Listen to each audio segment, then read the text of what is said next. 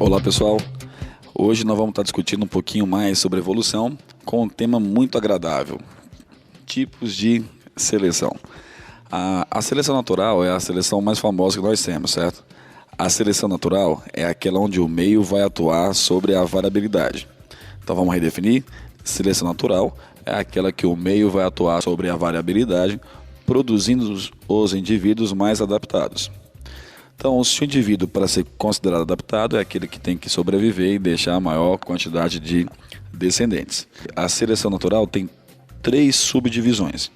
Uma seleção do tipo direcional, onde ela tem uma direção na hora da seleção, atuando sobre um dos extremos. Eu tenho também a seleção chamada de conservadora, que é aquela seleção que atua sobre o meio e não sobre os extremos. E eu tenho a seleção que para nós vai ser mais importante, a seleção disruptiva, que é aquela que vai atuar sobre os dois extremos ao mesmo tempo. Então, quando atua sobre os dois extremos ao mesmo tempo, ela consegue provocar para a gente uma maior diferenciação entre os indivíduos daquela população. Quanto maior for a diferenciação entre os indivíduos de uma população, maior será a chance de acontecer um processo conhecido como especiação. Especiação nada mais é do que a formação de novas espécies. Então vamos ver se a gente conseguiu enxergar agora essa ideia da formação de novas espécies. A espécie ela é definida pelo conjunto de indivíduos com características semelhantes que naturalmente cruzam-se, deixando descendentes férteis. Então, se eu posso cruzar com um indivíduo, é muito provável que ele seja da minha espécie. Então, a especiação está vinculada à seleção disruptiva. Ainda nessa aula de hoje, eu volto a falar um pouquinho mais sobre especiação. Um outro tipo importante de seleção, para nós, é chamado de seleção sexual. A seleção sexual é aquela que vai atuar sobre características sexuais. As características sexuais recebem o nome de display sexual. Então, aquilo que você tem que chama a atenção de um parceiro sexual, eu vou chamar isso de display sexual. Não necessariamente é um caráter vantajoso para você ficar no ambiente, porém, ele foi selecionado através do sexo. Vamos, por exemplo, plástico? Vamos imaginar o famoso pavão, mais uma vez voltando ao nosso estudo de seleção, a ideia do pavão. O rabo do pavão ele é muito grande. Ao ser muito grande, chama a atenção de predadores, concordam? Quando chama a atenção de predadores, mais predadores vão comer esse indivíduo, que tem um rabo maior.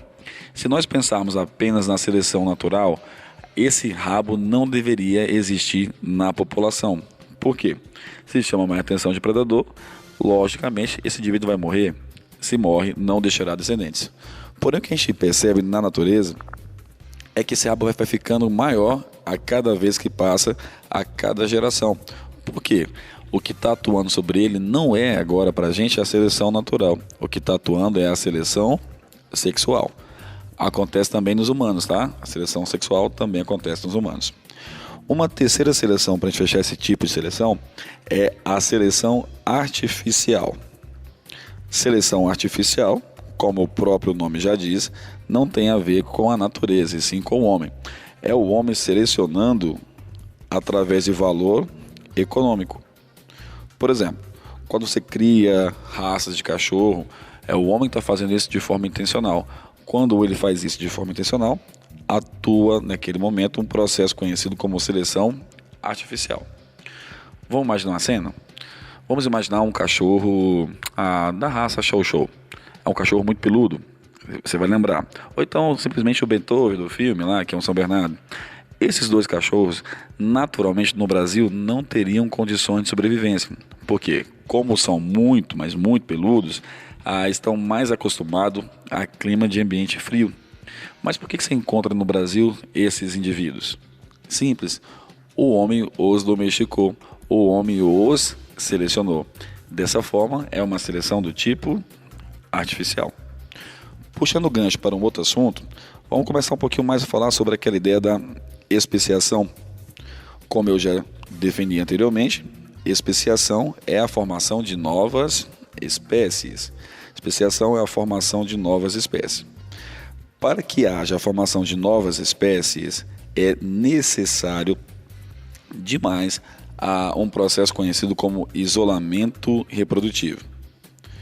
Vamos entender a biologia pela biologia? O que seria para nós isolamento reprodutivo? É a incapacidade que indivíduos apresentam de reproduzir ou de intercruzarem. Então, dessa forma, esses dois indivíduos não farão mais parte da mesma população. Para mostrar para você o mecanismo de isolamento reprodutivo, nós temos duas ideias. O mecanismo conhecido como mecanismo pré-zigótico. O pré-zigótico é aquele que acontece antes do zigoto. E o mecanismo pós-zigótico. Vamos pensar um pouco para ficar bem fácil para a gente, mas muito fácil mesmo. Dentro dos mecanismos pré-zigóticos, aquele que acontece antes do zigoto, eu posso citar para você o isolamento geográfico. Como assim isolamento geográfico? Uma barreira que diferencia ou que distancia os indivíduos. Vamos imaginar. Imagina o leão e o tigre. Os dois são parecidos. Os dois podem cruzar, o macho com a fêmea, e podem deixar descendentes. O detalhe é que esse descendente ele é fértil. Mas nesse sentido, não podem serem considerados da mesma espécie. Por quê? O leão vive na savana africana, enquanto que o tigre vive na Ásia. Dessa forma, ocorre um isolamento entre continentes, ou seja, isolamento geográfico. Sempre que a especiação acontecer através do isolamento geográfico, essa especiação recebe um nome especial, conhecida como alopátrica. A especiação que tem para nós isolamento geográfico é conhecida como alopátrica. Olha que eu tenho uma forma de você pensar bem simples, hein? A palavra alô você utiliza ao telefone, concorda? Se utiliza o telefone é quando não está falando com a pessoa no mesmo ambiente. Alopátrica é a ideia de ambientes diferentes, tá? Para que sejam diferentes, isso ocorre o isolamento geográfico. Um outro tipo de isolamento que nós temos de forma pré-zigótica é o isolamento mecânico. O isolamento mecânico é aquele onde ocorre incompatibilidade de órgãos sexuais. É simplesmente isso. Quando há diferença enorme entre órgãos sexuais, não dá para cruzar. Isso mostra que não são da mesma espécie. Vamos imaginar algo bem ridículo. Imagine, por exemplo, uma mosca cruzando com um sapo. Não tem jeito, não dá para cruzar. Ocorre, naquele caso, incompatibilidade mecânica ou isolamento mecânico. Um outro tipo de isolamento importante para a gente conhecer é chamado de isolamento sazonal. A palavra sazonal vem de épocas do ano. Então, existem épocas do ano em que o animal está no cio, ou seja, época reprodutiva, e tem épocas do ano que o animal não está no cio. Vamos tirar aqui exceção alguns primatas, como a espécie humana, e os golfinhos, tá? Que podem fazer ou podem ter relação sexual mesmo não estando no cio, ou seja, mesmo sem ter intenção da reprodução. Quando você pega um animal que está no cio em dezembro e o outro, por exemplo, em março, eles não vão conseguir se reproduzir. Isso prova que os dois não são da mesma espécie. Isso é um isolamento chamado de sazonal. Um outro isolamento interessante é o isolamento de corte. O isolamento de corte são as estratégias que cada espécie tem para chamar a atenção do seu parceiro sexual. Uma estratégia do rabo do pavão, por exemplo. O rabo do pavão não pode chamar a atenção da espécie humana, porque a corte do pavão não é a corte para a espécie humana. Esses são os mecanismos pré-zigóticos, os principais dele. Mecanismo pós-zigótico ocorreu, ou seja, o zigoto, a formação do zigoto. Então ele passou esses 4 outros mecanismos que eu acabei de comentar com vocês. Além no pós-zigótico, eu tenho um que é muito importante, que é a interrupção da gestação, ou seja, o aborto. Às vezes dá para cruzar indivíduos de espécies diferentes, porém ocorre o aborto. Uma outra situação mais famosa é a esterilidade dos indivíduos formados. Quem nunca ouviu falar da formação da mula, do burro? Todo mundo. O jumento é fértil, a égua é fértil. Quando os dois cruzam, formam para a gente um indivíduo, chamado de mula ou burro. Esse é estéril. Esse cruzamento elucida para a gente a ideia de que ocorreu entre eles um isolamento reprodutivo. Não foram capazes de deixar descendentes férteis. Fora o aborto e a esterilidade, eu posso colocar a inviabilidade do zigoto.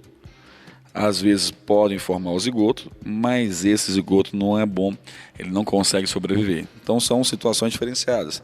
O aborto é quando você interrompe a gestação. Às vezes pode surgir um indivíduo e o indivíduo não consegue sobreviver. Tá, essas são as ideias dos tipos de isolamento.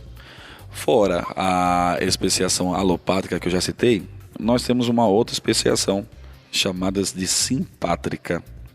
A especiação simpátrica é aquela que acontece na mesma região que o dos indivíduos, ou seja, no mesmo local, no mesmo ambiente. Não ocorre a necessidade de haver o que eu chamo de isolamento geográfico.